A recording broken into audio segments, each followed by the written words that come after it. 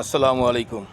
একবার কি চিন্তা করছেন আপনি, যেই পাও দিয়ে আপনি হাইটিয়া যাইতে আছেন, যে হাত দিয়ে আপনি একজন অসহায় মানুষকে মারতে আছেন, অসহায় মানুষের সম্পদ নষ্ট করতে আছেন, এই মুখ দিয়ে একটা অসহায় মানুষকে আপনি অন্যায়ভাবে এই মুখ দিয়ে আপনার এই জবান দিয়া তার বিপদে ফেলাইতেছেন।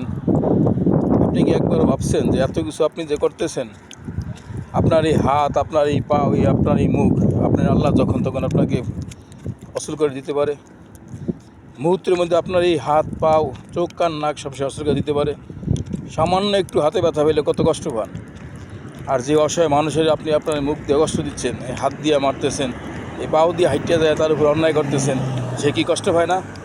আর এই কষ্টের জন্য সে যদি আপনাকে অভিশাপ করে, আপনি কী করবেন? তবে এখনও ভালো হয়ে যান, ভালো হয়তো এখনও ভালো হয়ে যান। ভালো হইতে কোনো কিছু লাগে না, শুধু একটু মন মানসিকতার বিষয়টা, আর কিছু লাগে না।